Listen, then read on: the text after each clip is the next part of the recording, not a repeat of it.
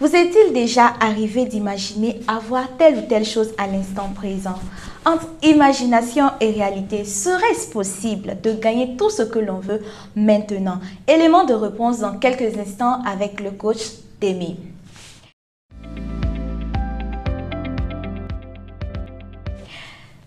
Bonjour et merci de nous recevoir. Vous êtes bel et bien à votre émission Changer sa vie en 7 minutes. Tout gagner maintenant est le thème à développer avec le coach Issa Demi. Je rappelle, il est coach, formateur, consultant. Il intervient dans plusieurs domaines tels que dans la numérologie karmique, dans le coaching quantique et dans l'énergétique quantique. Bonjour coach. Oui, bonjour.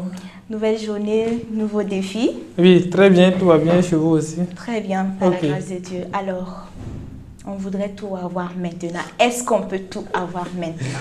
On peut tout avoir maintenant. On peut tout avoir maintenant, tout ce que nous voulons. Parce que si nous venons dans le quantique, il a été dit que ce qui te manque, cherche-le dans ce que tu as. Alors que chacun de nous a quelque chose. Là-bas, du monde, nous avons quelque chose. Et si nous arrivons à faire le voyage vers nous, aller chercher ce qui nous manque dans ce que nous avons, donc nous pouvons tout avoir. Ça, c'est le premier. Deuxième point, dans le taoïsme, il est dit que la patience infinie donne un résultat immédiat. Donc, ça veut dire que lorsque nous préparons notre conscience à ne plus attendre quelque chose, mais à faire en sorte comme si nous avons la chose et à vivre avec la chose, alors nous avons tout. Nous avons tout. Et on va loin pour dire que lorsque vous attendez à quelque chose, que cette chose soit à l'inattendu.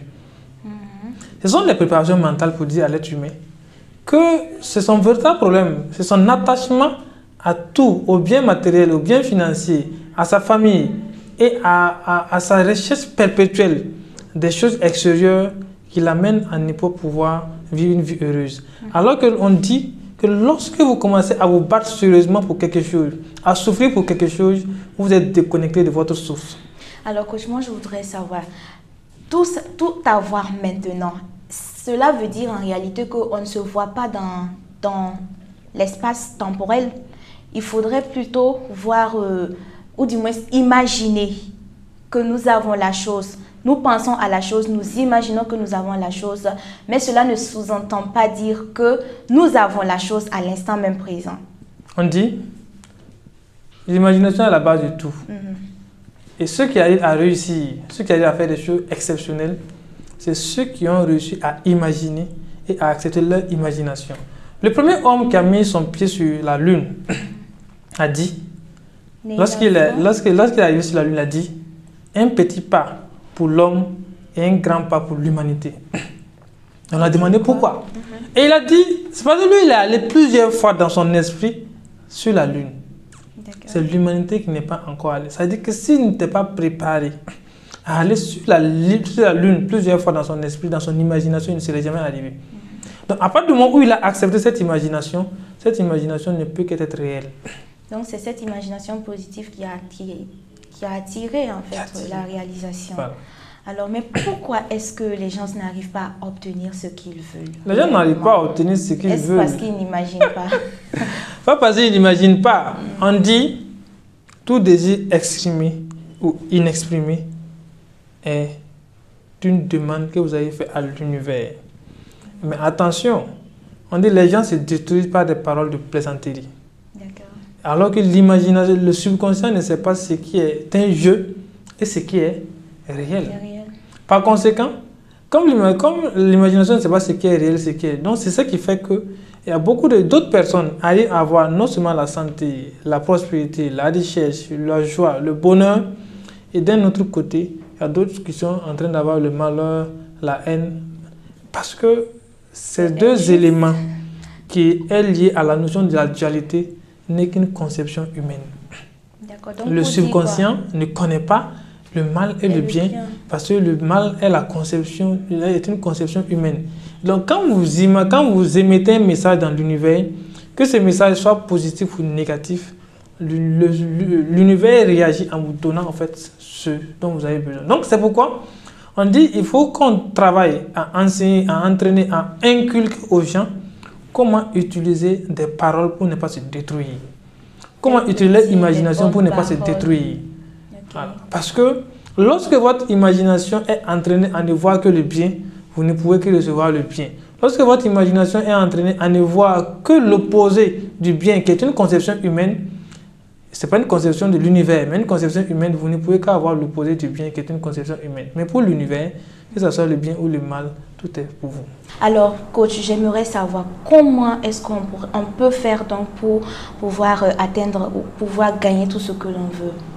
Ok, pour obtenir tout ce que l'on veut, c'est aussi simple, c'est d'augmenter notre énergie. Lorsqu'on nous augmente notre énergie, parce qu'en augmentant son énergie, ça veut dire qu'on vive sur la positivité, tout ce qui est bien. Okay.